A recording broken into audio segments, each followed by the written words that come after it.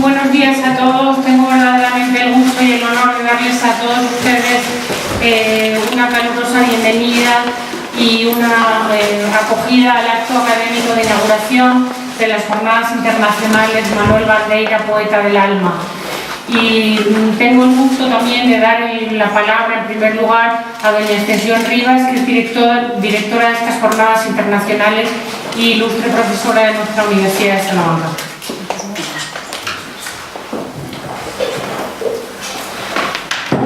Buenos días a todos, bienvenidos. Como todos saben, están aquí el autor brasileño sobre el que vamos a hablar durante estos 2 días, es Manuel Bandeira, que es un poeta conocido en Europa, conocido en España, y también, como todos saben, un importante traductor, ensayista, profesor. Como todos saben también, voy a introducir un poco al autor. Él nace en Recife en 1886, muere en Río en el año 68, vive por lo tanto 82 años, que son muchos años, sobre todo por la enfermedad que tiene, y vive, como digo, toda su vida sorteando a la muerte, porque a los 18 años se le diagnostica una tuberculosis que le provoca lesiones incompatibles con la vida, como el cuenta el Itinerario de Pasárgara, que es su biografía literaria, a pesar de lo cual él no murió de tuberculosis, como todos ustedes saben también. Es por ello por lo que tiene que abandonar sus estudios de arquitectura, trasladarse a otras ciudades de clima más seco en Brasil, y también por ese motivo, entre los años 16 y 17, viaja a Suiza, se interna en el sanatorio Claravel y allí conoce a Gala, a Paul Eluard y seguramente a otros poetas como Charles Piquet, que podrían haber pasado por la historia de la literatura, pero que no tuvieron tanta suerte como él. Se ha escrito muchísimo, se ha hablado mucho de la adscripción de Bandeira a distintos movimientos literarios. Se dice que pertenece a la generación del 22 o primera generación del modernismo brasileño. Se habla en relación con él de estética simbolista, possimbolista, parnasiana, y se dice de él, y es cierto, que conocía el simbolismo francés, el romanticismo alemán y la tradición portuguesa.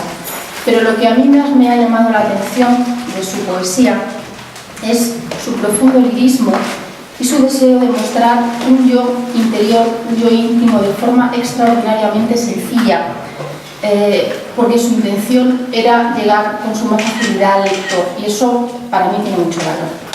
Esto hizo que él, que a mi parecer era un hombre muy humilde, hablara de sí mismo como un poeta menor. Si lo cuenta en el Itinerario de Pasárgara, un poeta poco importante, un poeta que componía casi como por azar, descuidadamente, de forma distraída, pero nada más lejos de la realidad, como ya señalara Iván Junqueira, al que quiero recordar con afecto, después hablaré un poco de él, y como vamos a poner de manifiesto, creo, a lo largo de estas jornadas de estudio.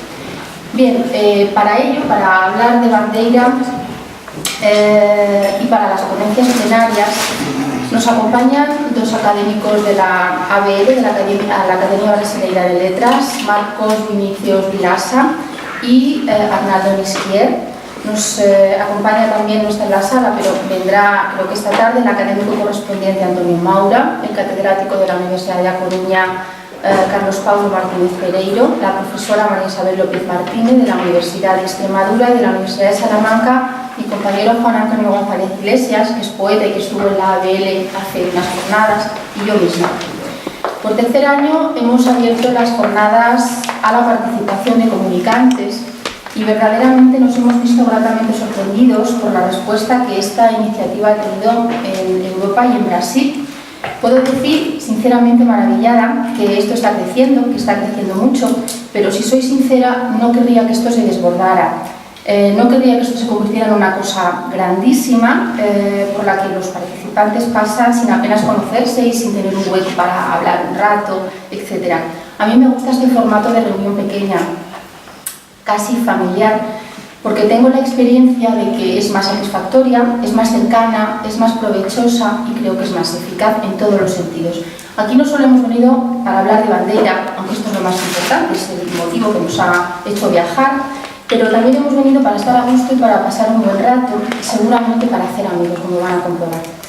Hemos aceptado 24 propuestas de comunicación, que es un número elevadísimo para este tipo de reunión, Nos acompañan investigadores, espero no saltarme ninguna, haberme saltado ninguna, de las universidades de Salamanca o Murcia, pero también de Lisboa, de Coimbra, varias personas, y de universidades brasileñas como la Federal do Rio Grande do Sul, la Católica do Rio Grande do Sul, Universidad de Brasilia, Universidad Federal de Minas Gerais, la Pontificia Universidad Católica de Minas Gerais, la UNESPI, la Universidad Federal de Santa Catarina, Universidad Federal de Goiás, Universidad Federal de Uberlândia y quiero dejar para el último lugar, porque tiene muchas reminiscencias bandeirianas, el Colegio Pedro II, porque como todos saben, él estudió en el Colegio Pedro II y luego fue profesor. Estoy segura de que todas las perspectivas que ofrezcamos aquí de Bandeira van a permitir ampliar la imagen que tenemos antes del autor, de completarla, porque muchas de ellas, como verán, son novedosas.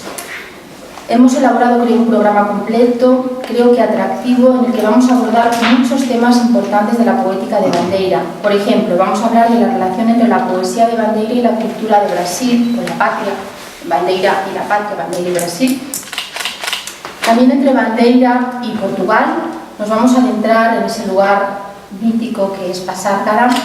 Se va a hablar de la relación entre Bandeira y otros autores, por ejemplo, Bandeira y Machado de Asís, Cecilia Meireles, también autores españoles como Gerardo Diego, los poetas hispánicos que tradujo. También se va a hablar de la relación con Leopoldo Lugones, con Borges, con Alfonso Reyes, pero también vamos a hablar de las relaciones con Baudelaire o con Ovidio.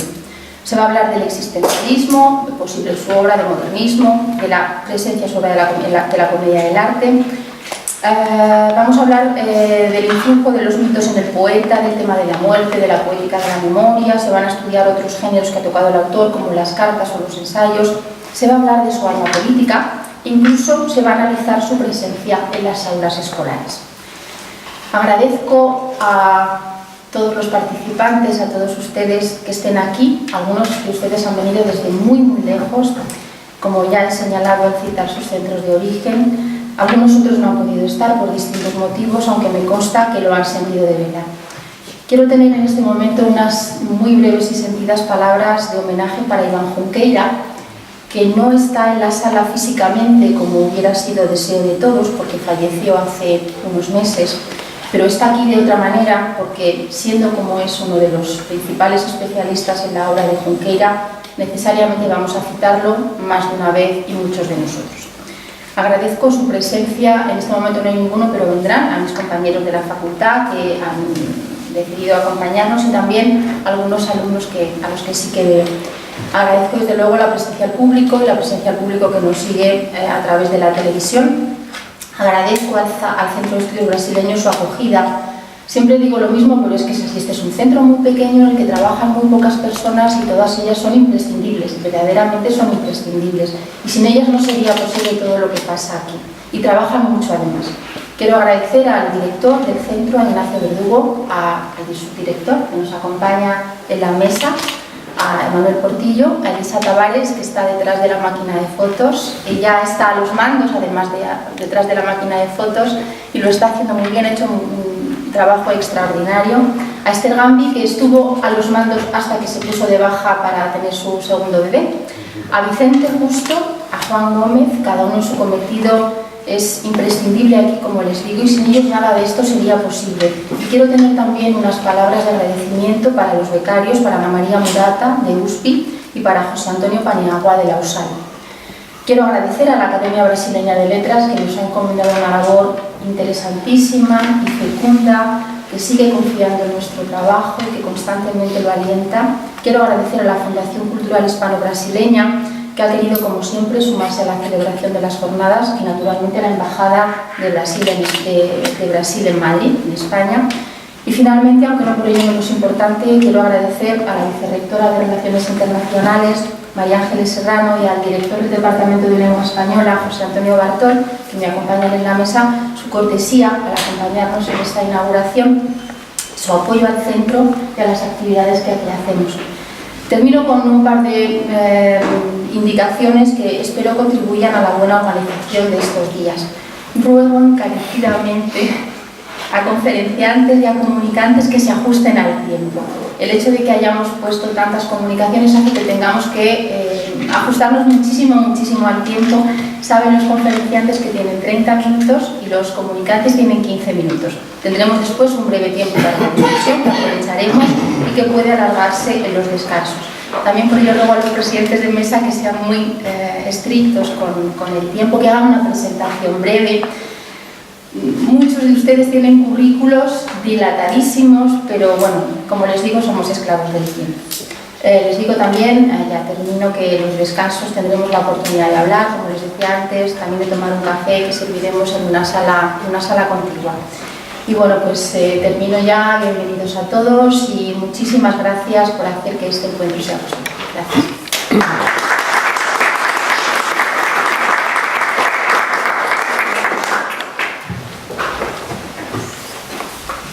Muchas gracias, profesora Rivas. Tiene a continuación la palabra don José Antonio Bartol, que es el director del Departamento de Lengua Española en nuestra universidad.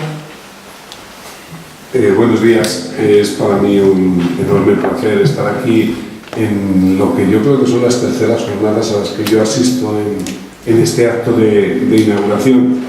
Desde el primer momento, hace 3 años, cuando me explicó mi compañera Ascensión Rivas de qué iban estas jornadas, cómo se organizaban aquí en el centro y un poco de consejo y apoyo moral, aunque solo fuera apoyo moral. Ella sabe que siempre el Departamento de Lengua Española siempre ha estado ahí detrás, en principio porque ella está ahí delante, está organizando. Ella es la secretaria del departamento y desde el primer momento ha tenido todo el apoyo del departamento en la organización de estas jornadas, todo lo que el departamento ha podido hacer. Ya sabe que lo hemos hecho y que vamos a seguir siempre dispuestos a apoyar este tipo de actos. Claro, que el Departamento de Lengua Española apoye unas actividades que son sobre literatura brasileña, pues a lo mejor no se entiende mucho. La forma de entenderlo es que lo que hay que tener en cuenta es que el área de teoría de la literatura a la que pertenece la profesora Ascensión Rivas está dentro del Departamento de Lengua Española en esta universidad, una cuestión administrativa.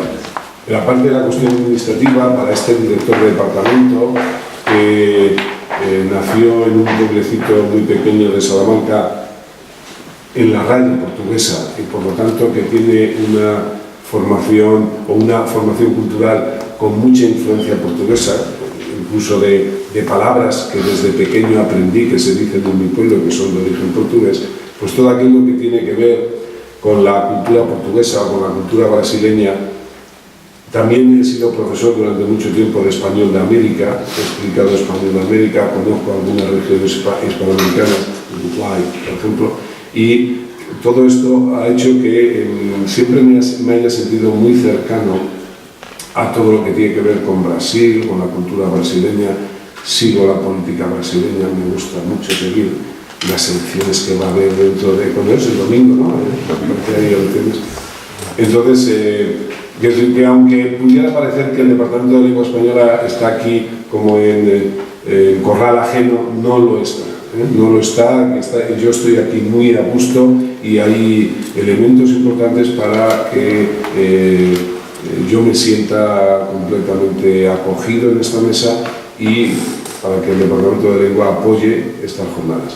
Bienvenidos, que ustedes lo disfruten bien, no solo dentro de las jornadas, sino también fuera, en la ciudad, que también tiene sus atractivos y también se puede gozar de esos atractivos, no son incompatibles.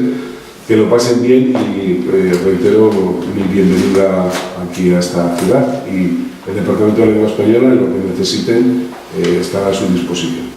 Nada más.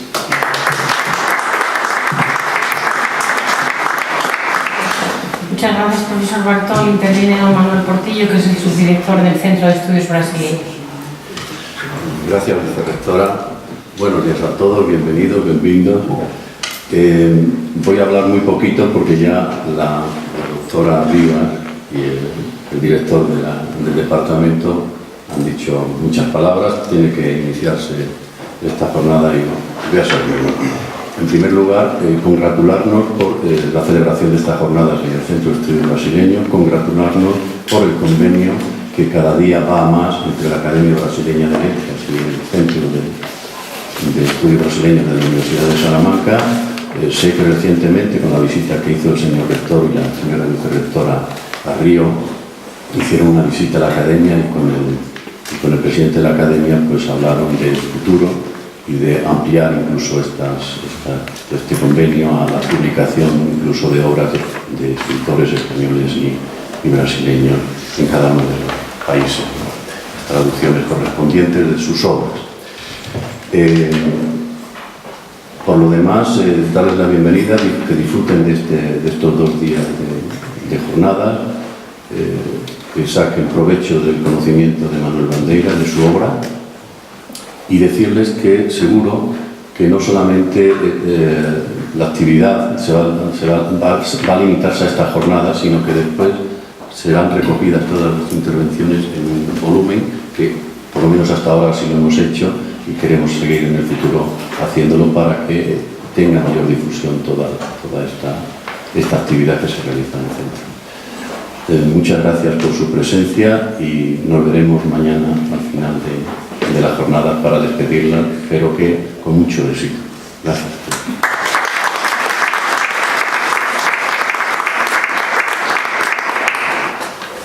Y yo por mi parte también unas breves palabras. Estoy muy honrada de estar presidiendo este acto, inaugurando estas jornadas. Quiero dar una especial bienvenida a los doctores, a los miembros de la Academia Brasileña, el doctor Marcos Vilaça y el doctor Arnaldo Nisquier, que nos honran con su presencia.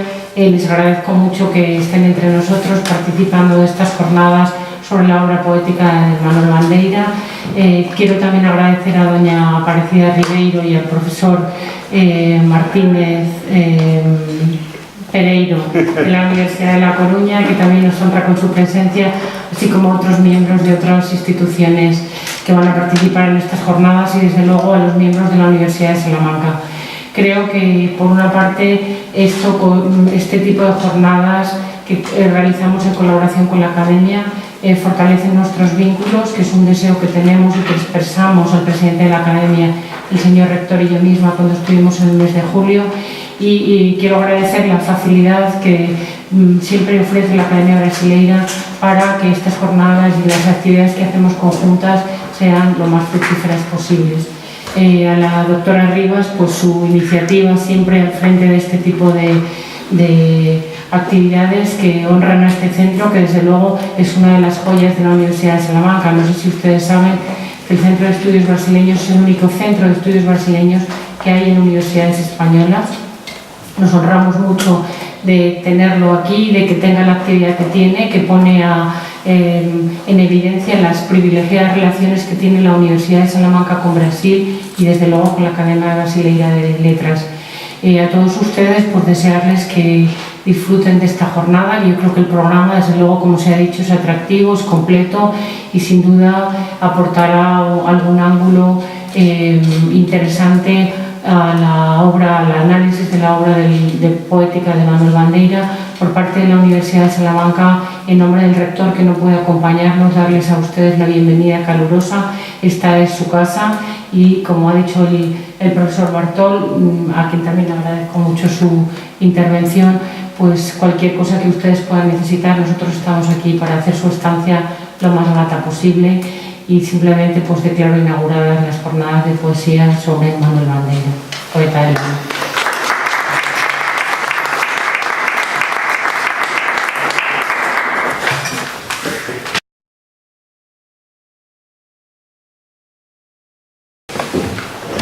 Bueno, buenos días a todos. Me toca o me corresponde el placer de presentar al académico Marcos Vinicius Vilaça, y espero que, a pesar de la brevedad exigida por la malvada organización de este simposio, a que se me obliga, quede claro la grandeza de la persona que yo ahora voy a presentar aquí. Escritor, memorialista y ensayista, profesor, sociólogo y jurista, es inmortal, espero que en todos los sentidos, es inmortal por integrante de la Academia Brasileira de Letras. Muy emotivo, por lo menos. Por lo menos. de la que fue presidente por 2 periodos, en el 2006-2007 y en el 2010-2011. Autor de innumerables publicaciones e intervenciones públicas que siempre tienen, en mi opinión, como principal centro de interés Brasil y los brasileños. Es, por lo tanto, y en el mejor sentido de la expresión que pueda tener para un afrancesado como quien les habla, un omnipotente y riguroso touche à tout. Ministro y presidente do Tribunal de Contas da Unión, para los que no están habituados, del Estado brasileño, es por su ingente y homérica labor también un intelectual inenarrable, ¿no? Como dijo de él el también presidente de la Academia y periodista Cícero Sandrone. Esta denodada preocupación y ocupación como pensador y administrador público le ha sido reconocida con innúmeros y diversificados galardones y premios.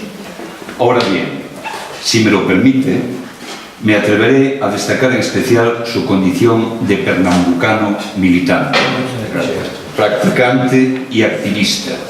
Y destaco este aspecto no solo porque también Manuel Bandeira sea otro insigne pernambucano, sino también porque él mismo ha dicho de sí propio hace unos meses en la prensa, en una humorística hipérbole,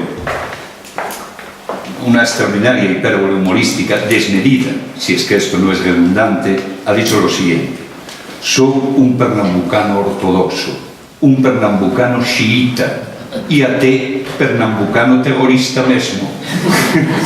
Sobre sus palabras. Exactamente.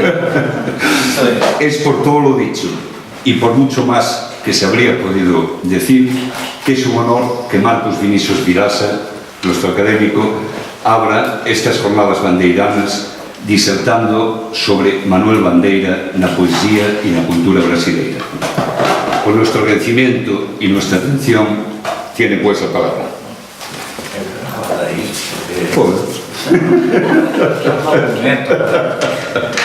E manuscritos.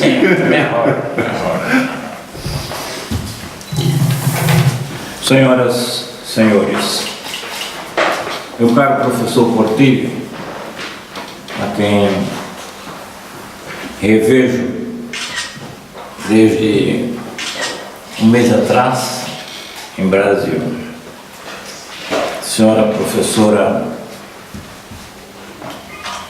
se pronuncia Rivas ou Ribas? Rivas. Ribas. Meus caros brasileiros e distintos espanhóis, eu estou voltando a Salamanca pela terceira vez. Nas vezes anteriores, eu e minha mulher fizemos uma piedosa e obsessiva visita à cidade. E todas as vezes, e hoje e ontem, mais uma vez, por puro encantamento do que significa essa cidade que tem raiz.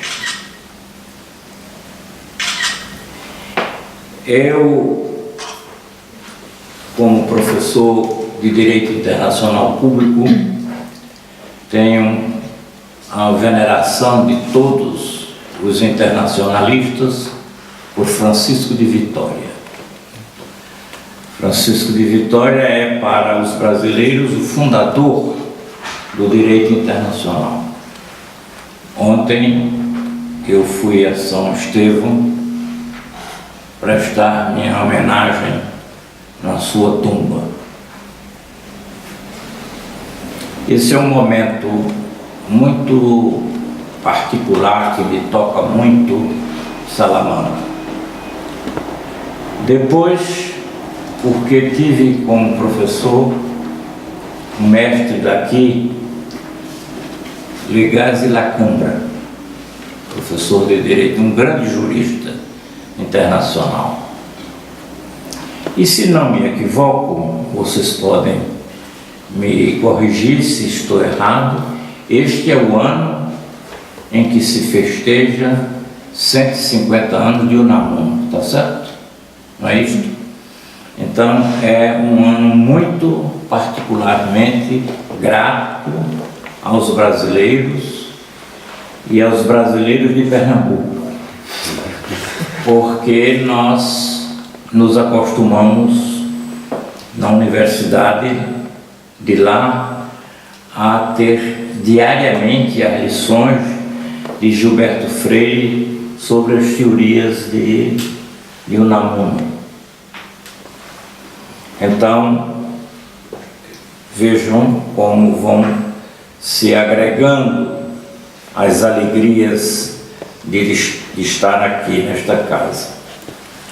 Eu não sei se conhecem, e se conhecem, vamos recordar juntos um poema de Manuel Bandeira sobre a Espanha, que é No Vosso e em Meu Coração.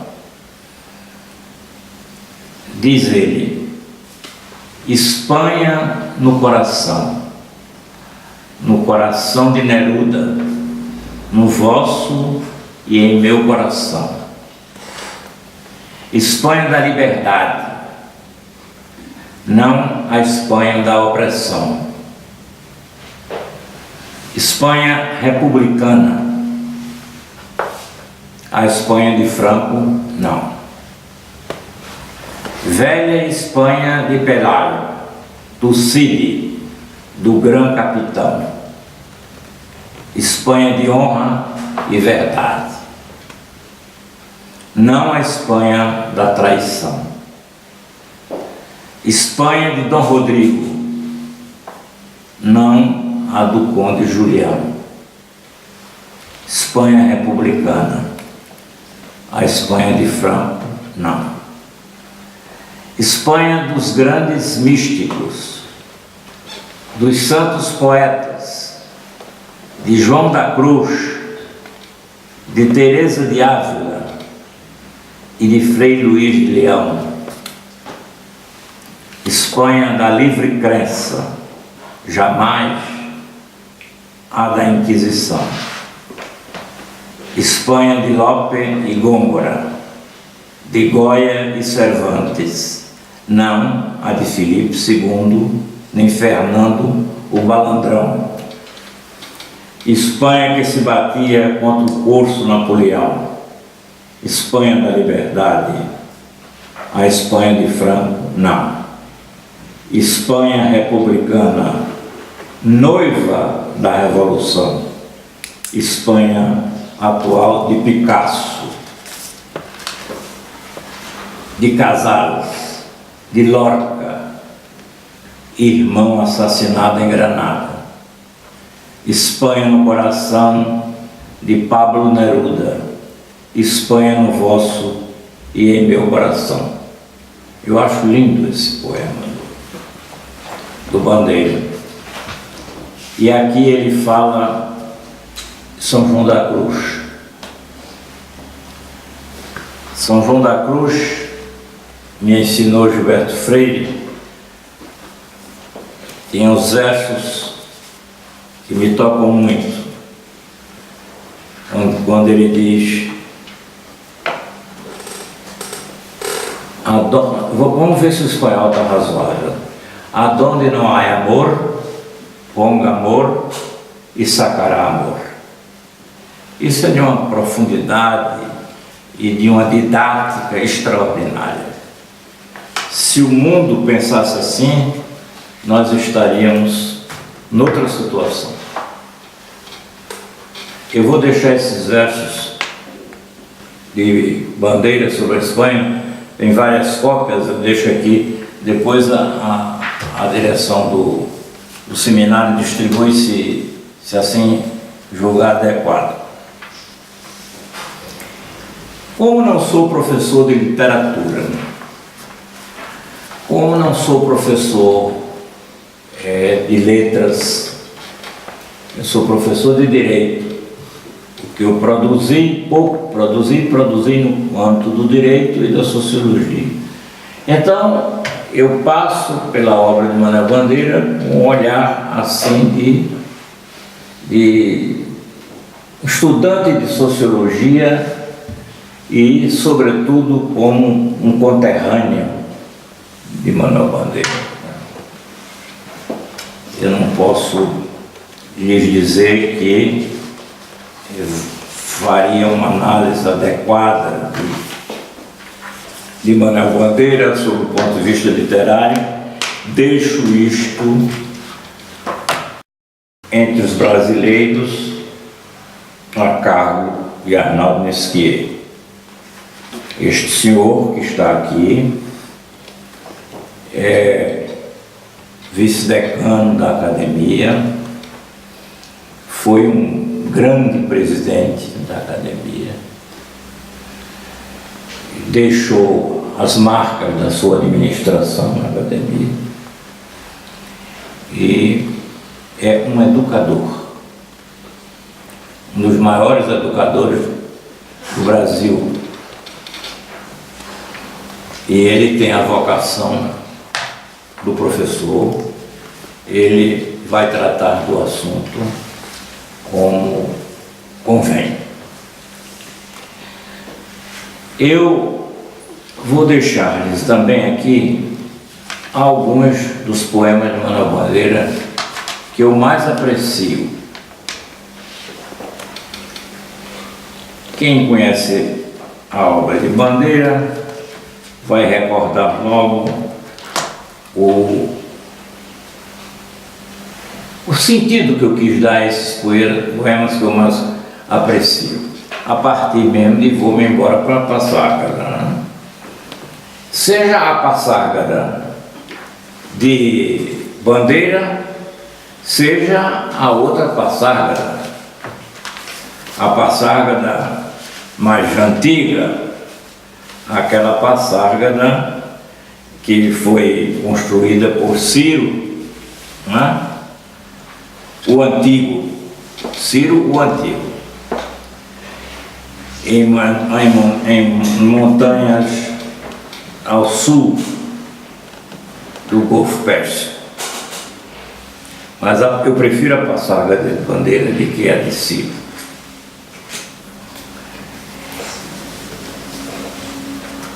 E também Os Sinos é outro poema que eu aprecio muito. Eu não sei se eu devo ler esses poemas, porque são tão conhecidos que certamente não tem muito sentido.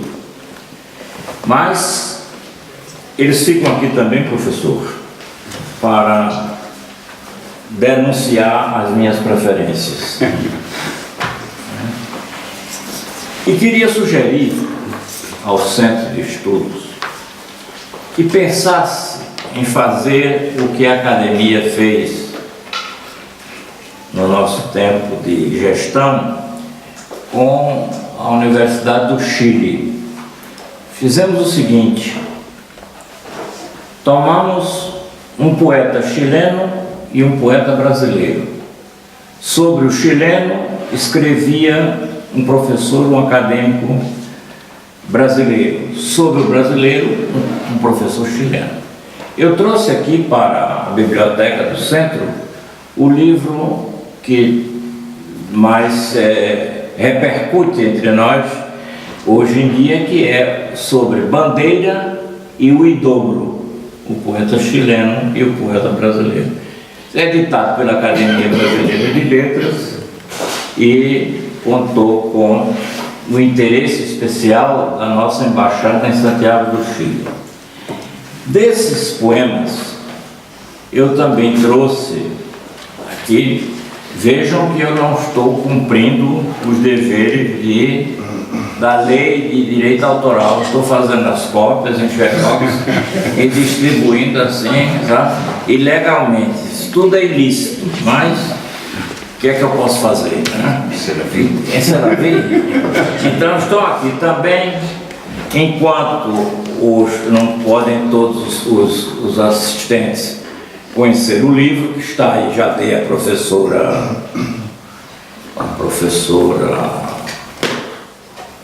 Elisa. Hein? Elisa.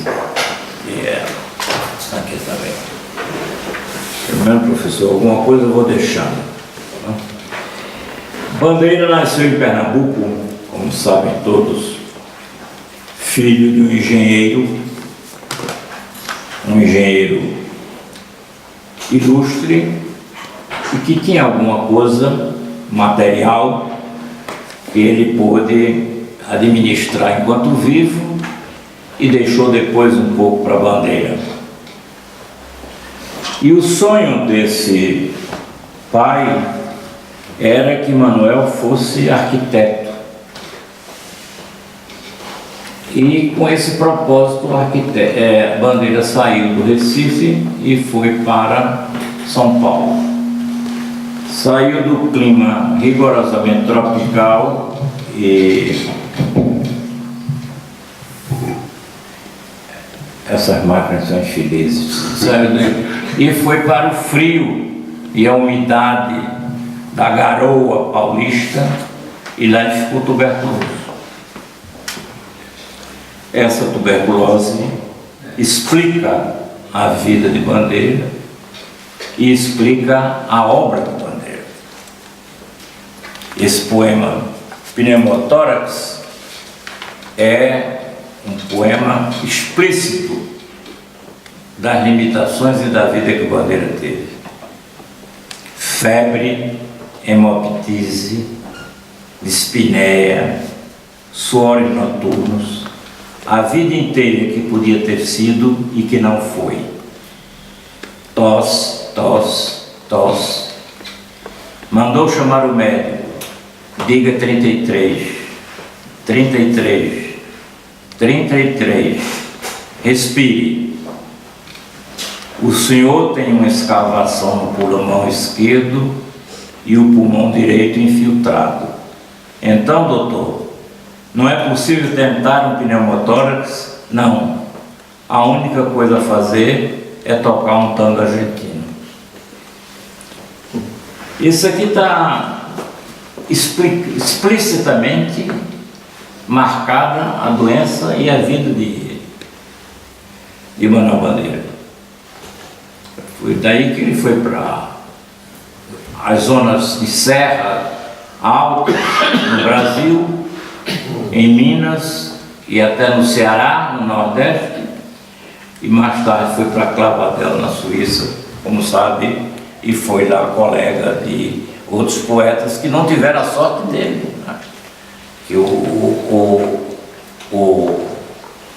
médico que o examinou na Suíça deu-lhe pouco tempo de vida e ele chegou à velhice, aos 80 e tantos anos, e nunca casou e nunca deixou de ter mulher, porque ele dizia que era melhor ter as musas do que as esposas.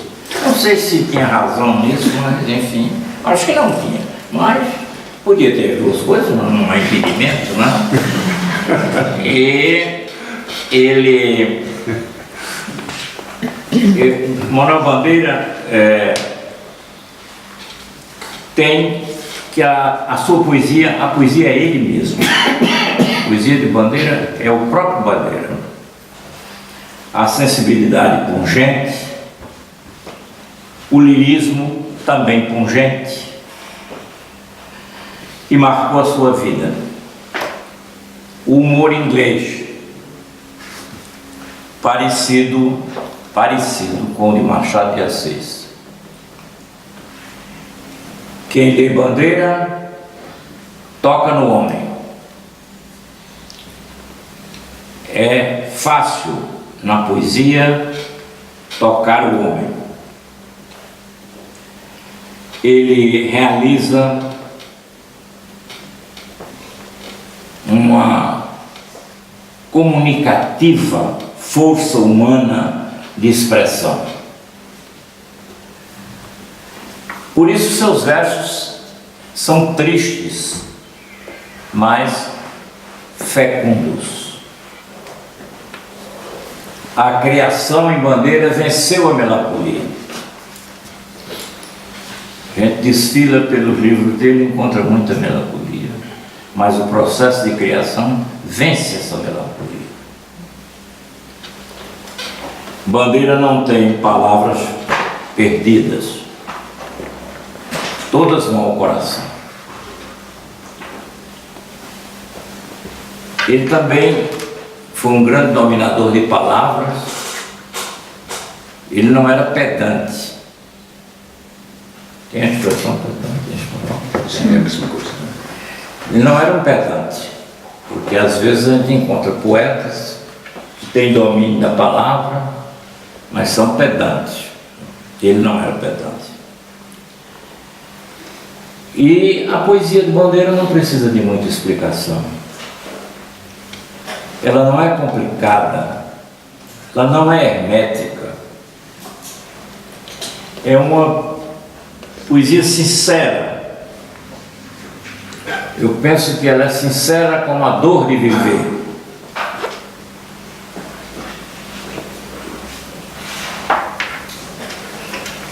Eu penso que poderia dizer que Bandeira é um poeta simples, sem simplismo.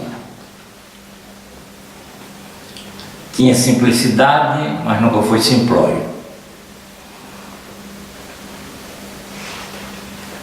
Um poeta que diz assim: ó minha linda alegria, trégua dos cuidados meus, por que não vens todo dia, se és toda vinda de Deus?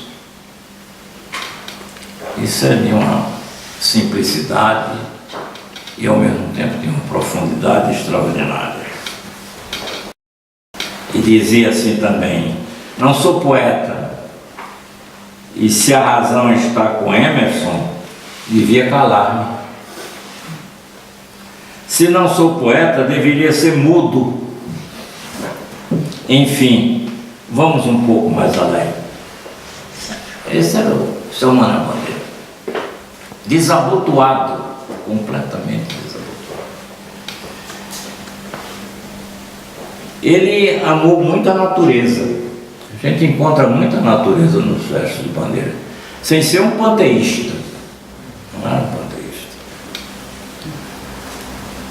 Ele, ao contrário, ele nos dá a alma, a nossa alma, e transporta a nossa alma à natureza. Esse aqui é, para mim, o sentido do Bandeira. Eu às vezes penso que os poemas de Manuel Bandeira nem todos foram escritos. Eles são tão penetrantes, são tão audíveis que não parecem escritos. Mas foram pensados, isso sim, foram pensados. E foram vividos. Poemas vividos. O poema é a vida dele.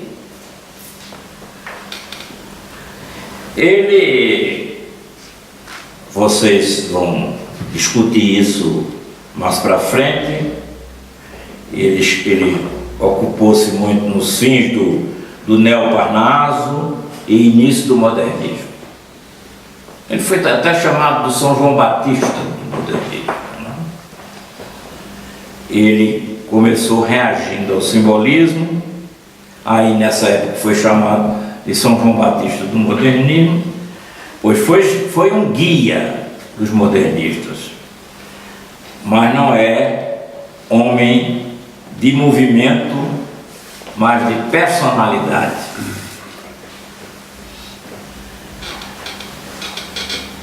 O meu conterrâneo, grande figura, que foi Joaquim Nabuco, eu considero o maior brasileiro do século XIX. Ele diz que os homens se agitam sempre dentro de um continente emocional e que só o espírito de infância é capaz de criar. O continente emocional, ele é feito com as impressões da criança. No processo criativo que toca a criança, é nele que circula o continente emocional. Pois a criança Manuel ele circulou nesse continente emocional e foi com esse espírito de criança que ele poetou. Olha, escutemos isso aqui. Isso não é coisa de criança, influência de criança. Sino de Belém, sino da paixão. Sino de Belém, sino da paixão. Sino do bom fim, sino do bom fim. Sino de Belém pelos que ainda vêm. Sino de Belém bate bem, bem, bem. Sino da paixão pelos que lá vão. Sino da paixão bate bom, bom, bom. Sino do bom fim por quem chora assim. Sino de Belém, sino da paixão pelo meu irmão. Sino da paixão, sino do bom fim. Sino do bom fim, ai de mim, por mim. Sino de Belém, que graça que tem. Quando ele fala aqui do irmão, é preciso que a gente lembre que Bandeira perdeu, assim, seguidamente, pai, mãe, irmão, e ficou sozinho. Ele, de uma hora para outra, se viu sem ninguém. E foram os amigos os que se juntaram a ele para segurá-lo, para fazer com que ele fosse um sobrevivente. A mãe morreu em 16, a irmã em 18, o pai em 20, o irmão em 22. Ficou só. Vieram a salvá-lo os amigos Ribeiro Couto, Carlos Drummond de Andrade, Gustavo Capanema, o Instituto do Patrimônio Histórico, Instituto Nacional do Livro.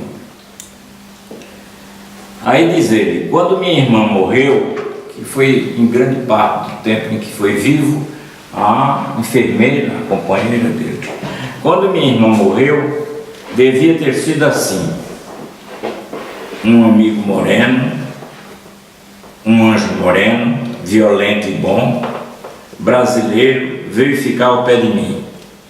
O meu anjo da guarda sorriu e voltou para junto do Senhor. Falta a morte chegar. Ela me espia.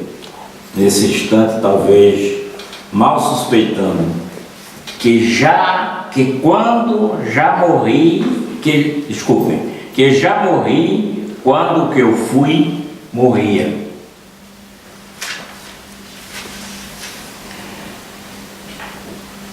E disse mais: criou-me desde eu menino para arquiteto meu pai. Foi-se-me um dia a saúde. Fiz-me arquiteto, não pude. Sou poeta menor, perdoai. Sou bem-nascido menino, fui como os demais feliz. Depois veio o mau destino e fez de mim o que quis. Essa doença não fez poeta apenas, angelizou, fez de Bandeira um anjo. Ele, em certa fase da vida,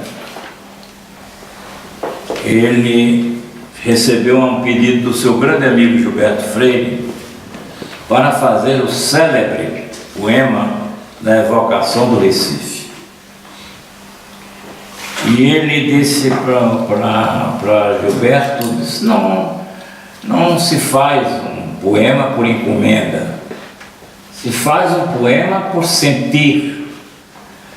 Gilberto, faça assim mesmo, pois sinta o Recife e faça o poema. E ele fez aquele belíssimo poema sobre o Recife, a evocação do Recife, que eu não vou ler porque é muito longo, mas é um poema que necessita muita explicação para entender por que ele fala. É uma história de os sinos tocam, é pelo o toque dos sinos, os velhos que o criaram, diz é fogo, aí diz é fogo em São José, no bairro de São José, é fogo em Santo Antônio. Ficavam as pessoas discutindo e ele com inveja, porque os velhos iam ver o fogo e ele não podia porque era um menino. E depois ele fala da intimidade do Recife com o rio, corre pela cidade, tanto que chamam a cidade de Veneza pernambucana, e a maldade dos nossos paulistas, do pessoal de São Paulo, diz que não é, Recife não era Veneza pernambucana, era a Venéria pernambucana. Essas coisas de paulista, né? Bem, então, quando ele estava nessa fase de se render aos pedidos de Gilberto Freire, Gilberto o apelidou de Baby Flag e o tratou por Baby Flag durante muito tempo. Esse Bandeira, poeta, ligado às coisas do seu chão, traduziu, como foi lembrado aqui, traduziu Shakespeare, Cocteau, Brecht, Schiller, inúmeras belíssimas traduções ele fez. E eu lhes falei que ele era um dominador da língua, mas sem ser um filólogo. Ele não era um filólogo. E para explicar isso, ele disse que eu faço versos como quem morre. Não omitiu influências, ele não omitiu, ele declarava as influências que teve. Sobretudo, as influências que o povo lhe passava. E chegou a dizer o seguinte: não, eu falo a língua errada do povo. A língua do povo. Porque ele é que fala, ele, o povo, ele que fala gostoso o português do Brasil. Não omitiu as influências sofridas de Camões, de Eugênio de Castro, de Antônio Nobre, e disse assim: aprendi na lição de Mallarmé que literatura e poesia estão nas palavras e se fazem com as palavras. Isso é o culto da palavra como orientação da sua vida. Ele completa a sensibilidade da gente. Bandeira completa a sensibilidade, né, do leitor. Ele faz com que a gente participe e seja coautor da sua poesia. Porque a poesia de Bandeira, ela transita no cotidiano da nossa vida. Porque fala da vida que ele levou e abre a sua vida para que a nossa vida se comunique com a vida dele. Eu não sei se deveria fazer de dizer que ele é muitas vezes confidencial, porque a vida dele foi muito confinada pela doença e se libertou pela riqueza interior. Vivia sozinho, nos últimos tempos num apartamento quase em frente à Academia Brasileira de Letras, e ele nunca se queixou, nunca pediu piedade, isso não era próprio dele. Viveu com a sua virilidade, pela sua riqueza interior e orientado pela amizade como reativo da confiança. A amizade dele era o reativo da confiança. Eu tinha vontade de dar 2 palavrinhas sobre Manuel Bandeira e a música, mas como eu não entendo de música nada, sou até, me diz minha mulher que eu não sei cantar nem um samba porque sou muito desentoado. Então eu sempre fico com um pouco de medo de conversar música e bandeira, porque é muito interessante a gente estudar o que foi o uso por músicos, autores brasileiros de música popular, usaram muito os poemas de Bandeira. Sobretudo, um grande nome da música popular brasileira atual, que é Gilberto Gil.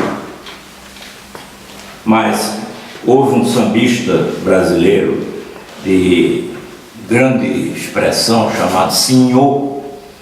Esse fez muito samba bom a partir das influências que recebeu do Manuel Bandeira. E ele dizia que a música começa onde a palavra acaba. Isso era a coisa que o Bandeira dizia. E dos compositores brasileiros famosos, certamente foi Villa-Lobos o que mais ficou próximo dele, que mais conviveu com ele.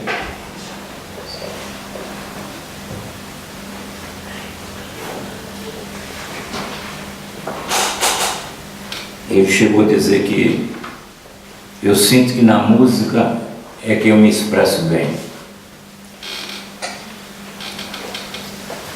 A melhor poética farta-se muito da música de Manuel Bandeira.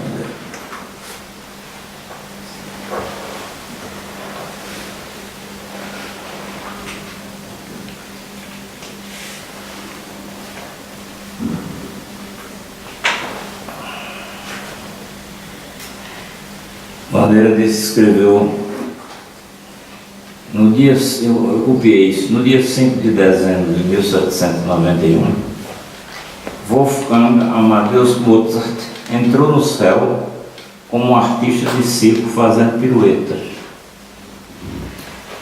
A Virgem beijou na testa e desde então Wolfgang Amadeus Mozart foi o mais moço dos anjos.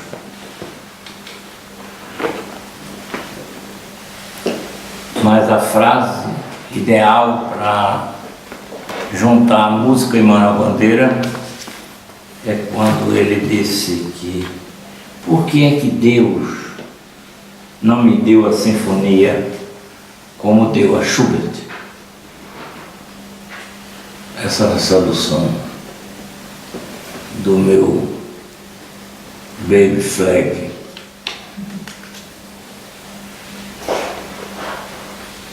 Eu não sei dizer mais nada, só sei dizer isso.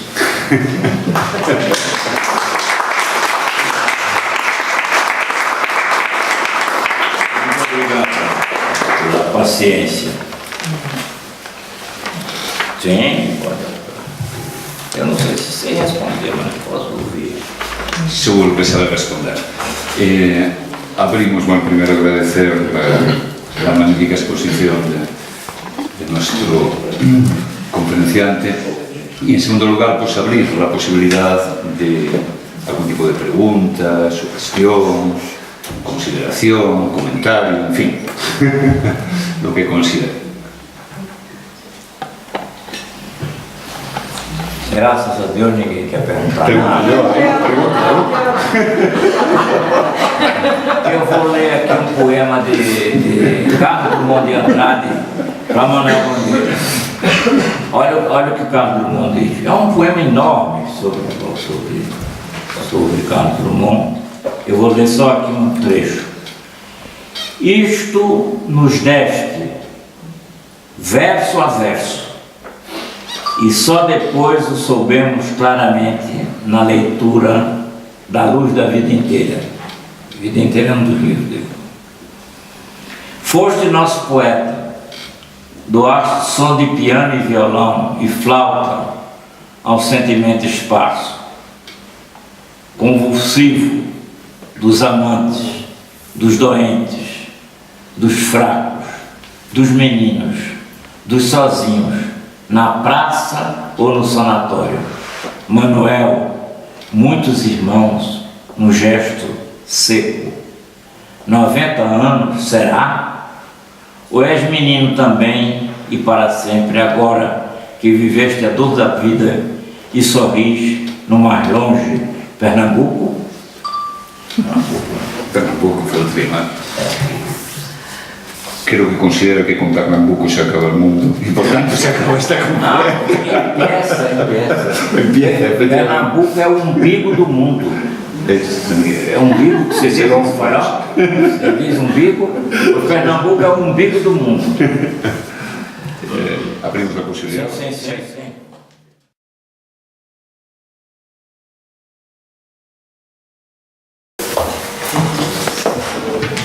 Bueno, continuamos. Parece que no vamos mal con el horario previsto. También ha pasado que ha fallado algunas personas y eso nos ha permitido ocupar su tiempo con las... No sé qué le pasa. Ocupar su tiempo con las personas que sí que estaban. De cualquier manera vamos bien de tiempo, cosa que está bien. Y continuamos, como digo, con las sesiones de la mañana. Tengo el gran honor de estar al lado de Arnaldo Misquier. Como ya se ha dicho aquí, Misquier es un inmortal de la Academia Brasileira de Letras, pero hace 30 años. Hace 30 años que es un inmortal. Él viene del campo de la pedagogía. Una de las cosas que yo estoy aprendiendo en mis estudios en relación con Brasil es que los brasileños tienen las cosas muy mezcladas. Nosotros los españoles hemos compartimentado demasiado nuestros estudios y yo veo que ustedes no, es decir, en la Academia Brasileña de Letras hay un pedagogo y hay un abogado, en fin, nosotros hemos compartimentado mucho las cosas. Claro, eso me parece que es algo que nosotros no hemos hecho bien. Como digo, viene del campo de la pedagogía, donde se doctoró y donde ha trabajado mucho. Él ha trabajado mucho sobre educación, sobre literatura infantil y en estos campos están sus principales aportaciones, sus principales publicaciones que se cuentan por decenas. He podido leer estos días, que la tengo ahí, su adaptación del Quijote para los niños, lo he leído y me ha gustado mucho y me han gustado muchísimo también las ilustraciones. Qué libro más bonito, lo tengo ahí en la carpeta, es un libro precioso. No le gusta el texto. Bien los dibujos. No, el texto también está muy bien porque ha leído muy bien, los dibujos hablan, el texto es muy bueno, ha leído muy bien el Quijote, entonces quería subrayar la dificultad extraordinaria de adaptar el Quijote, de adaptarlo a los niños y de ponerlo en otra lengua. La dificultad es extraordinaria. Bueno, pues él lo ha hecho y lo ha hecho muy bien.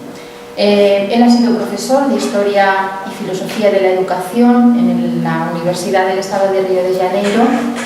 Ha ocupado numerosos cargos públicos, políticos, diplomáticos y está en posesión de numerosos premios. Permítanme que lo diga todo en conjunto porque tendría toda la mañana que estar aquí para decirle todo lo que él ha hecho. Como les decía, es académico correspondiente de la Academia de las Ciencias de Lisboa y es académico de pleno derecho de la Academia Brasileira de Letras desde el 84, donde ocupa la cadeira 18. La ponencia que sobre lo que va a disertar lleva por título Manuel Bandeira y la revolución modernista en la literatura brasileira. Yo desde luego agradezco muchísimo su presencia aquí y le cedo el uso de la palabra. Gracias.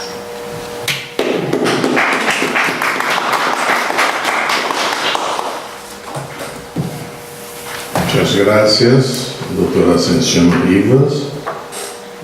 Yo voy a hablar en portugués. Es la determinación de la jefía. Pero yo quiero agradecer muchísimo al Centro de Estudios Brasileiros de la Universidad de Salamanca por la oportunidad de estar aquí con ustedes, brasileiros y españoles, sobre todo hermanos. Eso es la sensación que yo tengo estando aquí hace 2-3 días, también con 4 días en Madrid, es que amamos los españoles y es lo mismo. Los españoles aman brasileños, aman Brasil, somos pueblos hermanos. Yo estuve, antes de empezar a hablar sobre Manuel Bandeira en portugués, yo tengo que felicitar don Manuel Portillo y también José Antonio Iglesias, que estuvieron hace un mes en la academia, como dijo Marcos Vilaça, y brillaron intensamente en una conferencia sobre un escritor español, Pedro Salinas. Y fue muy interesante, una y otra fueron interesantes las conferencias, y eso es el trabajo del centro, que tiene que hacer más. Tenemos que tener publicaciones en portugués, publicaciones en español, hacer un intercambio más fuerte, más presente también, para que esa distancia se torne pequeña entre nosotros. Eso que queremos de corazón que aconteça. Como yo soy un hombre de acción, a pesar de la edad, yo voy a trabajar muchísimo en la Academia de Brasil en esa dirección. Yo quería, doctora Ascensión, que usted diga a sus colegas que yo salgo aquí con esa disposición. Ahora mismo yo fui con mi colega María Aparecida Ribeiro, brasileira que hoy trabaja en la Universidad de Coimbra, hoy no, pero más de 20 años en la Universidad de Coimbra, pero estudiamos juntos en la misma universidad y trabajamos juntos también en proyectos de libros didácticos. Y ella fue importante en la creación del primer banco de datos de la academia en 86. Yo acuerdo que fue en 86 que creamos el banco de datos, que es el origen del centro de memoria de la academia. Hoy es grande, es importante, todo con la parafernalia tecnológica y electrónica. Pero en aquella época era el inicio del trabajo con las computadoras, haciendo biografías de escritores de lengua portuguesa de Brasil y de Portugal. Entonces es un placer también que ella esté aquí con nosotros. Y yo traigo siempre mi señora porque es la crítica mayor que yo tengo. Cuando no le gusta, seguramente de noche no hay cena, porque ella es valente, como son las mujeres de Brasil. Vamos hablar un poco sobre lo que Marcos Vilaça no pudo decir. Hay poco tiempo para hablar sobre un hombre con la magnitud de Manuel Bandeira, pero vamos a hacer lo posible. Y yo dejaré ese texto con ustedes. Eso es importante. Ahora viene la persona que yo hizo el homenaje. Merece una salva de palmas porque tiene es un gran director del Centro de Estudios Brasileiros, está haciendo un buen trabajo y es relaciones públicas de primera orden, porque estuvimos ayer y hoy conociendo la intimidad de la Universidad de Salamanca, que es de 1218. Yo voy a escribir, yo soy un autor de artículos semanales en 13 periódicos de Brasil, salen al mismo tiempo, y yo voy a escribir sobre esa visita, sobre lo que vi aquí y fuera de aquí también, porque es la obligación que yo tengo. Y yo concedí 2 entrevistas para la agencia EFE, una en Madrid y otra aquí en Salamanca, y yo pienso que me preguntaron lo que querían, incluso sobre política en Brasil, que ahora está efervescente porque tendremos elecciones el próximo domingo y no se sabe directo lo que va a acontecer. Se sabe que el actual presidente Dilma estará en el segundo turno, con certeza. Pero quem vai com ela ainda é uma incógnita. Pero vamos falar sobre Manuel Bandeira. A cidade do Recife, no estado de Pernambuco, sempre se destacou por abrigar manifestações políticas focadas na libertação do Brasil. Basta dar uma pequena mirada na história do país e ver em que seus domínios, seus principais movimentos, como a Confederação do Equador, a Revolta Praieira, a Guerra dos Mascates e a Revolução Pernambucana, tiveram a participação efetiva da população do Recife.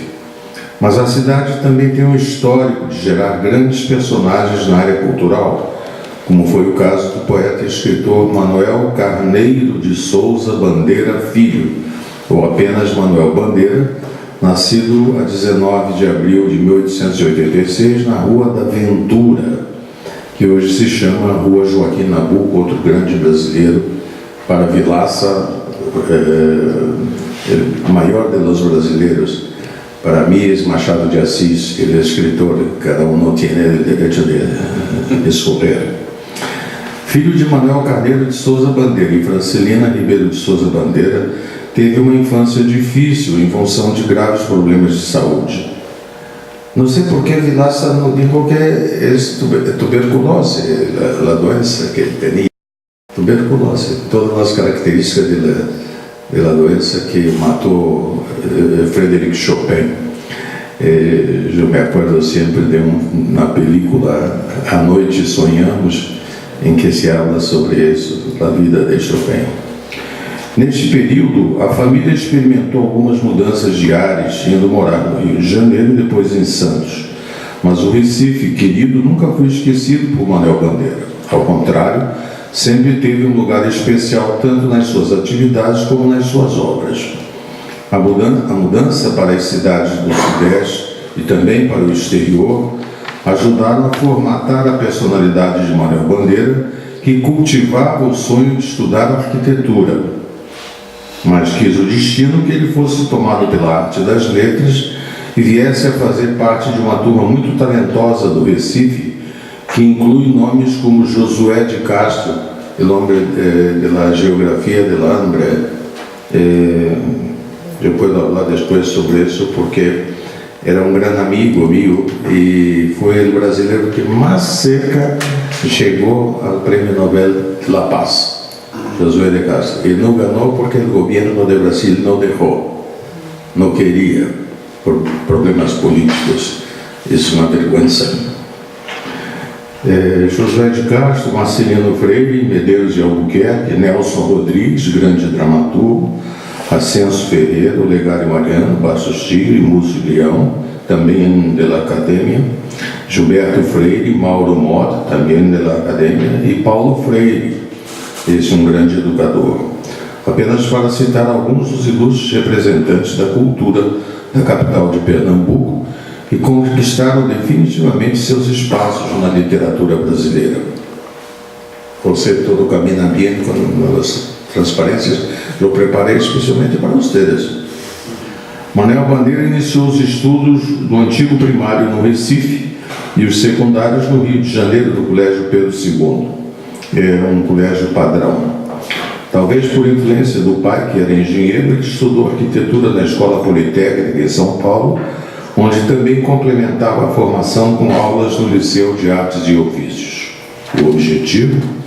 Tornar-se um arquiteto famoso, do mesmo quilate dos grandes nomes da época, como Lúcio Costa, Carlos Leão e Alcides Rocha Miranda. Mas devido aos problemas de saúde, ele acabou tendo que abdicar do sonho. Tinha aspirações excessivas, construir casas, remodelar cidades, encher o Rio Recife de edifícios bonitos, como Ramos de Azevedo fizera em São Paulo. Esforrei-me, disse ele, das minhas arquiteturas malogradas, reconstruindo uma cidade da Pérsia antiga, Passárgada. Vamos falar sobre ela. Em 1904, Manuel Bandeira adoeceu de forma muito grave e teve até que abandonar os estudos para buscar tratamento. No Rio, passou por Teresópolis, onde teremos uma casa de veraneio, Petrópolis e Friburgo. Depois esteve no Ceará, na cidade de Maranguape, e o itinerário se tornou internacional, chegando a Davos-Platz, na Suíça. O sofrimento por que passou nesse período fez Manuel Bandeira ser conhecido como o menino doente, o que pode ser notado na leitura do seu poema Epígrafe, escrito em 1912, que abre o livro A Cinza das Horas, de 1917. São seus primeiros versos. Sou bem nascido, menino fui como os demais, feliz. Depois veio o mau destino e fez de mim o que quis. E termina com a frase trágica que até se tornou célebre. Eu faço versos como quem morre. Dizem que para ele a perspectiva da morte passou a ser como uma companheira de convivência, por isso o tema era sempre tratado como um amor especial. A internação no sanatório de Clavadel, na Suíça, para o tratamento de tuberculose, apesar de ter ajudado a suportar o problema, acabou não sendo tão proveitosa em termos de resultados. É o que podemos deduzir, já que ele conviveu com a doença durante toda a sua vida, sendo inclusive desenganado por alguns médicos. Mas, segundo o nosso colega acadêmico Alfredo Bose, foi nesse ambiente que ele entrou em contato com a melhor poesia simbolista e pós-simbolistas em língua francesa, fonte da sua linguagem inicial, como atestam os primeiros livros. Esse é um problema da cultura do Brasil. Antes da Segunda Guerra Mundial, teníamos a influência forte de França, sobretudo na parte cultural. Depois da Segunda Guerra Mundial, o inglês se tornou avassalador. E agora há um movimento grande em favor do espanhol.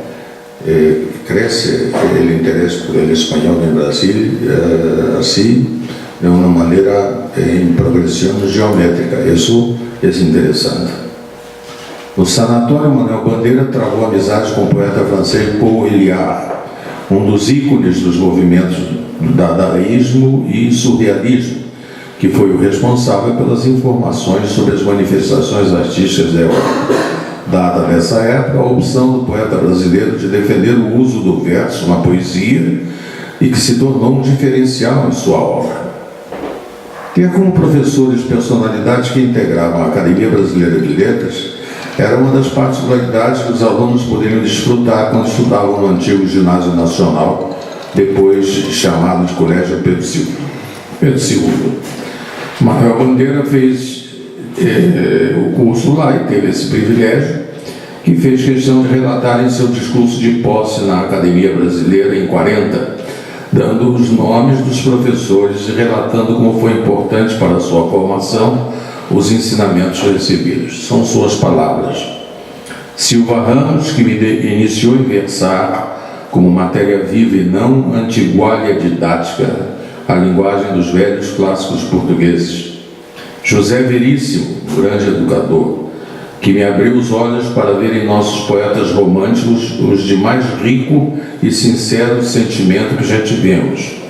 Ramiz Galvão, meu primeiro professor de grego, como foi aqui em Salamanca, Unamuno, era professor de grego, Dom Manuel me ensinou mais essa.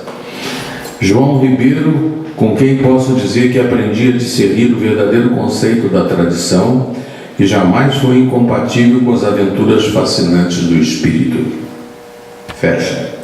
A convivência no tradicional colégio era envolvente e muito proveitosa. Manuel Bandeira teve a honra de ter como companheiros de sala de aula pessoas que depois se tornaram ilustres em diversas atividades, como o filólogo Álvaro Ferdinando Souza da Silveira, Antenor Nascente, filólogo, nosso colega de faculdade, da Faculdade de Filosofia, Ciências e Letras, foi professor, não foi subprofessor, Manuel Antenor Nascente? Não. No Cristo. Quando eu conheci o Antenor Nascentes, ele já estava mais poentes do que Nascentes. Ah, certo. Isso cumpre. Lucilo Bueno, Castro Menezes, poeta, Lopes da Costa, jornalista, Arthur Moses, médico. Segundo Antenor Nascente, nessa época já era possível vislumbrar a genialidade de Manuel Bandeira, que logo seria depois comprovada em suas obras. Aqui se pode repetir. Bandeira era um dos mais vivos do grupo, corrigia qualquer erro que se cometesse. Foi com ele que comecei a tomar cuidado com a colocação dos pronomes à portuguesa. Com uns 13 para 14 anos, organizou uma espécie de álbum que denominou Bons Bocados, em que havia de tudo: caricaturas de Raul, sonetos de Bilac, autógrafos de Machado de Assis, retratos de literatos notáveis, etc. Tudo escolhido com um gosto, uma arte difícil de encontrar em crianças daquela idade. Já falei sobre o Vavo Bilac, foi um grande poeta parnasiano, e quando lhe perguntaram por que os acadêmicos em Brasil eram chamados de imortales, ele dijo: es porque no tienen onde cair muertos. Naquela época era uma pobreza total, a academia não era tão rica como isso é. Manuel Bandeira deu os primeiros passos na literatura através da colaboração em periódicos. Seu primeiro livro, de 1917, O Cinza das Horas, reunindo poemas do período em que tratava da doença, incluindo alguns produzidos durante o tempo passado no sanatório de Clavadel. Mostra sua ligação ainda ao movimento parnasiano, com a preocupação de seguir as normas rígidas de versificação. Numa análise fria, vemos que a obra é fruto da simplicidade. Isso Vilaça ressaltou, que era a marca do poeta, e já denotava a busca por suas origens culturais, chamando a atenção particularmente o poema A Camões, aspas, não morrerá sem poetas nem soldados a língua em que cantaste rudemente as armas e os barões assinalados. Na segunda obra, Carnaval, já era possível identificar os traços que depois iriam delinear grande parte do seu trabalho, com destaque para o grito de libertação em relação aos padrões tradicionais da composição rítmica. Além da sátira ao parnasianismo, tão decantada em Os Sapos, o livro traz poesias como Bacanal, Pierrot Místico, Sonho de uma Terça-feira Gorda, é como se chama el Dia de Martes no Carnaval de Rio de Janeiro. Martes é o último dia de Carnaval, nós chamamos de Terça-feira Gorda, porque é a última. e Poema de uma Quarta-feira de Cinzas, quando mostra sua preferência por versos livres e por formas inovadoras de construção de rimas por meio de assonâncias e aliterações. Outra característica de Carnaval foi o uso constante de ironia pelo autor. Resultado, a obra conquistou definitivamente a simpatia de Mário de Andrade, que começou ali uma amizade com Manuel Bandeira a ponto de considerá-lo o São João Batista do movimento modernista brasileiro. Era um pioneiro, era um precursor desse movimento. Segundo o autor, a falta de unidade do livro foi feita de propósito, porque o Carnaval é um divertimento em que todas as fantasias são permitidas. Em Ritmo dissoluto, o seu terceiro livro, Manuel Bandeira traz lembranças de sua infância e a convivência difícil com os constantes problemas de saúde. Um exemplo, o menino doente. Dodói, vai-te embora, deixa o meu filhinho, dorme, dorme, meu filhinho. O livro também mostra evocações, erotismo e muita ironia que podem ser observadas em poemas como O Silêncio, Carinho Triste, Espelho, Birimbau, Balõezinhos, Bélgica, Os Sinos e Madrigal Melancólico. O lançamento do quarto livro de Bandeira, Libertinagem, pode ser considerado como o marco da evolução de sua obra. Nele estão obras-primas que até hoje povoam os pensamentos e os encontros de poetas, como Pneumotórax, Não Sei Dançar, Teresa, Mangue, Evocação do Recife, Andorinha, Namorados, Poética, Mangue e muitos outros. Mas o grande poema do livro, reconhecido pelos leitores e pela crítica, é o famoso Vou-me embora para Passárgada. Durante as aulas de grego do Colégio Pedro II, Manuel Bandeira leu sobre a cidade de Passárgada, fundada por Ciro nas montanhas do sul da Pérsia. Ciro, rei dos persas, né? E ele, com a criatividade e a imaginação de adolescente, começou a estruturar mentalmente uma poesia. Quando morava em Santa Teresa, na antiga Rua do Corvelo, num dia em que atravessava um mau momento, veio o grito de guerra: vou-me embora para Passárgada. Com o tempo se tornou o poema que todos admiram. Vejam o poema. Vou-me embora para Passárgada, lá sou amigo do rei. Lá tenho a mulher que eu quero, na cama que escolherei. Vou-me embora para Passárgada, aqui não sou feliz. Lá a existência é uma aventura, de tal modo inconsequente, que Joana louca de Espanha, rainha e falsa demente, vem a ser contraparente da nora que nunca tive. E como farei ginástica, andarei de bicicleta, montarei em burro brabo, subirei no pau de sebo, tomarei banhos de mar, e quando estiver cansado, deito na beira do rio. Mando chamar a mãe d'água para me contar as histórias que no tempo de eu menino Rosa vinha me contar. Vou-me embora para Passárgada. Em Passárgada tem tudo, é outra civilização.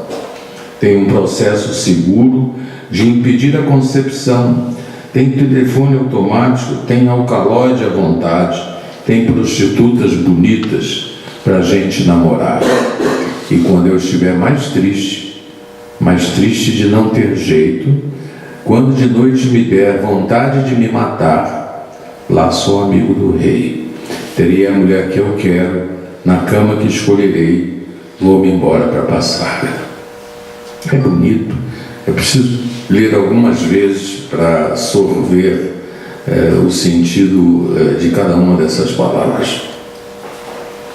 O escritor Mário de Andrade, que manteve uma grande relação de amizade com Manuel Bandeira, assim se expressou sobre o poeta: um escritor culto, um esteta que sabe o dinamismo de um ritmo, o segredo de adequação de uma forma ao seu conteúdo, o valor da expressão linguística exata e o perigo de uma palavra em falso, capaz de sacrificar uma mensagem. Analisando a obra de Bandeira, Afrânio Coutinho, também nosso colega já falecido da Academia Brasileira de Letras, e muito amigo também da Maria Aparecida, foi taxativo.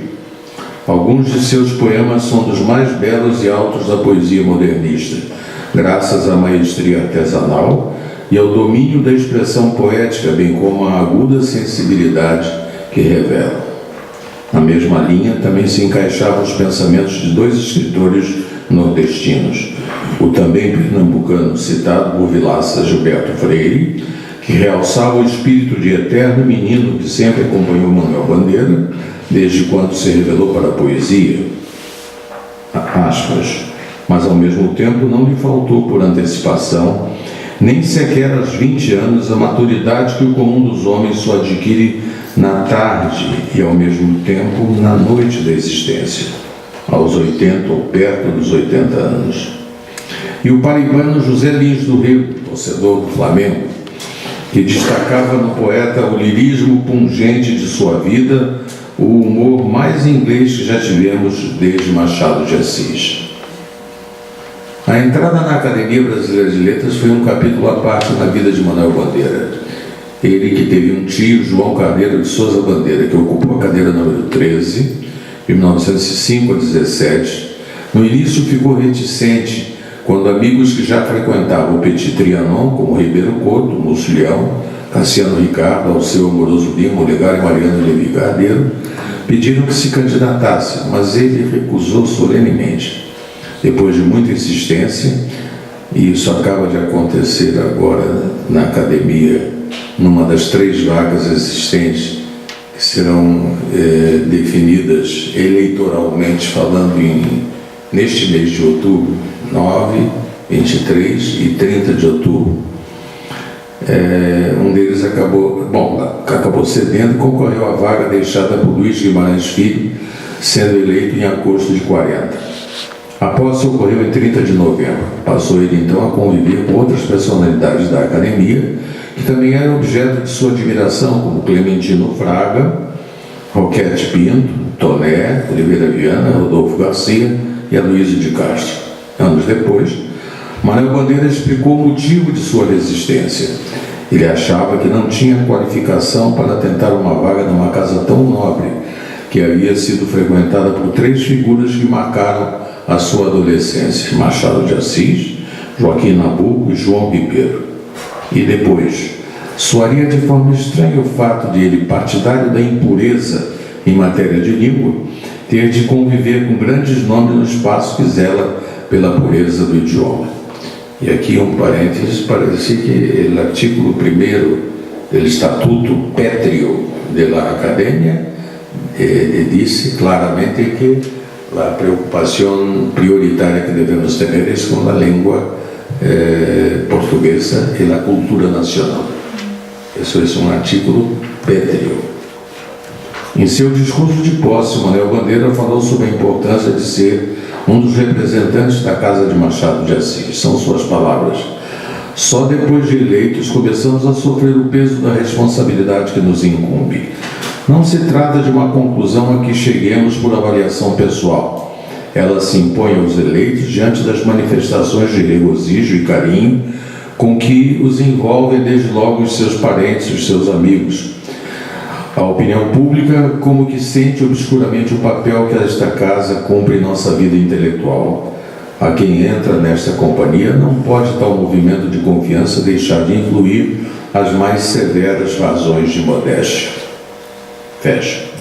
O escritor Ribeiro Couto, em seu discurso de recepção a Manuel Bandeira, fez questão de destacar a diversidade da sua produção cultural e também o seu lado humano. São suas palavras: a Academia Brasileira não recebe em voz tão somente o grande poeta de canto inconfundível, abre também as suas portas ao filólogo, ao crítico de arte e ao historiador literário, sempre rico de saber e sensibilidade, a toda parte levando uma clara paixão de humanista. Quanto tempo temos? Momentitos? Um momento, 2 minutos, 3, 5? 5 minutos. Ok. A participação de Manuel Bandeira na Semana de Arte Moderna de 22 não se deu diretamente. Ele não estava presente durante as apresentações, mas a sua obra e suas opiniões eram admiradas e respeitadas por todos que se encontravam engajados no movimento modernista. Ele era um colaborador da revista Clarkson, mas procurava manter uma atitude de observador. Mesmo assim, ele, Oswald de Andrade e Mário de Andrade são considerados por alguns especialistas como os 3 representantes mais importantes do movimento. Na verdade, antecedendo o surgimento do modernismo entre nós, daí o título dessa palestra, e mesmo durante a explosão do movimento, com todas as suas consequências e desdobramentos, Manuel Bandeira sempre defendeu que se tratava de uma manifestação de arte genuinamente brasileira. Em conversa com Peregrino Júnior, assim se expressou: os vanguardistas brasileiros divergiram sensivelmente das vanguardas europeias. É visível em todos a vontade deliberada de fazer arte brasileira. Para mim existe uma arte brasileira e não é de agora. José de Alencar, Macedo, Manuel de Almeida fizeram romance brasileiro. Castro Alves, Casimiro de Abreu, quase todos românticos, fizeram poesia brasileira. A poetas e escritores compete o dever de trabalhar artisticamente os brasileirismos, até dar-lhes foros de linguagem literária. Bandeira foi um apaixonado por Portugal. José, vamos dar um salto para Portugal. Gosto de saudade de carinho. Escreveu com muito amor o poema Portugal, meu avôzinho, fruto da sua árvore genealógica expressa pela família Carneiro de Souza Bandeira. Carneiro seguramente era um cristão novo. Essa é uma outra história por onde nós poderíamos entrar, mas não agora, que não há tempo. Ele mistura o sabor de samba e de fado, concluindo com objetividade que somos os dois um só mundo. Foi Camões o poeta que mais vezes lhe veio à mente. Daí este belo soneto que intitulou a Camões, que lembro parte. Quando n'alma pesar a tua raça, a névoa apagada e vil tristeza, busque ela sempre a glória que não passa, em teu poema de heroísmo e de beleza.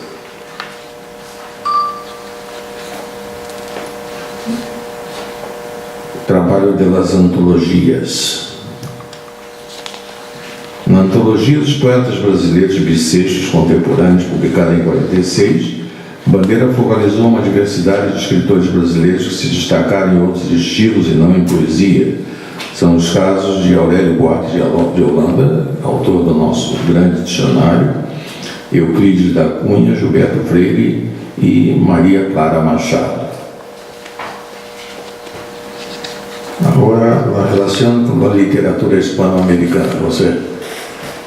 Em 1943, Manuel Bandeira foi nomeado professor de literaturas hispano-americanas na Faculdade Nacional de Filosofia, na Universidade Federal do Rio de Janeiro. Para complementar sua ligação com o tema, em 1949, lançou o livro Literatura Hispano-Americana. Nesta obra, Manuel Bandeira nos ensina que o mexicano José Joaquim Fernández de Lizar, falecido em 1825, foi o primeiro romancista da América Espanhola. Um dos destaques do livro é quando Manuel Bandeira relata o surgimento do Manifesto Ultra na Espanha em 19, lançado por um grupo de poetas em Madrid, que gerou o movimento ultraísmo. Tudo começou em 18, quando foram iniciadas as manifestações que influenciaram definitivamente a poesia de língua espanhola. A ligação com a Espanha. Vale a pena registrar o que seria uma pequena ligação do poeta Manuel Bandeira com a Espanha através de duas poesias especiais. A primeira fala sobre Pablo Neruda, poeta chileno que morou em solo espanhol por muitos anos e que saiu durante a eclosão da Guerra Civil nos anos 30. Manuel Bandeira, que em 1945 participou de um almoço em homenagem ao poeta chileno, assim escreveu sobre ele no poema No Vosso e em Meu Coração. Repito o que Vilaça já lhes disse: Espanha no coração de Neruda, no vosso e em meu coração. Espanha da liberdade, não a Espanha da opressão. Espanha republicana, Espanha atual de Picasso, de Casals, de Lorca. irmão assassinado em Granada, Espanha no coração, de Pablo Neruda, Espanha no vosso e em meu coração. E finalmente, eu queria lhes falar sobre uma grande amizade que foi quando eu os conheci juntos. Manuel Bandeira e Raquel de Queiroz foi a primeira escritora brasileira a entrar em 1977 para a Academia Brasileira de Letras.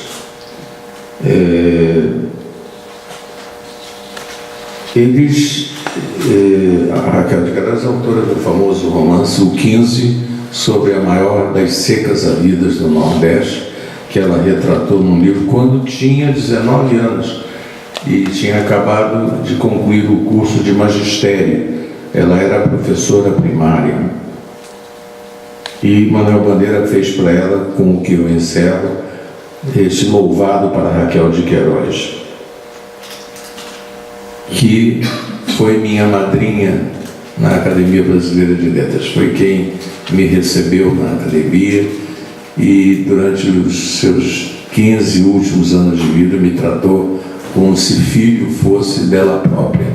Eu sempre tive uma ligação muito estreita com a Raquel de Queiroz e sempre escrevi muito sobre ela. Louvo o Padre, louvo o Filho, o Espírito Santo louvo. Louvo Raquel, minha amiga, nata e flor do nosso povo. Ninguém tão Brasil quanto ela, pois que com ser do Ceará tem de todos os estados, do Rio Grande ao Pará, tão Brasil. Quero dizer Brasil de toda maneira, brasílica, brasiliense, brasiliana, brasileira. Louvo o Padre, louvo o Filho, o Espírito Santo louvo. Louvo Raquel e louvada uma vez, louvo-a de novo. Louvo a sua inteligência e louvo o seu coração. Qual maior? Sinceramente, meus amigos, não sei não. Louvo os seus olhos bonitos, louvo a sua simpatia. Louvo a sua voz nortista, louvo o seu amor de tia. Louvo o Padre, louvo o Filho, o Espírito Santo louvo. Louvo Raquel 2 vezes louvada e louvo-a de novo. Louvo o seu romance O 15 e os outros 3. Louvo as 3 Marias especialmente, mais minhas que de vocês. Louvo a cronista gostosa, louvo o seu teatro, Lampião e a nossa Beata Maria. Mas chega de louvação, porque por mais que a louvemos, nunca a louvaremos bem. Em nome do Pai, do Filho e do Espírito Santo. Amém. Muito obrigado.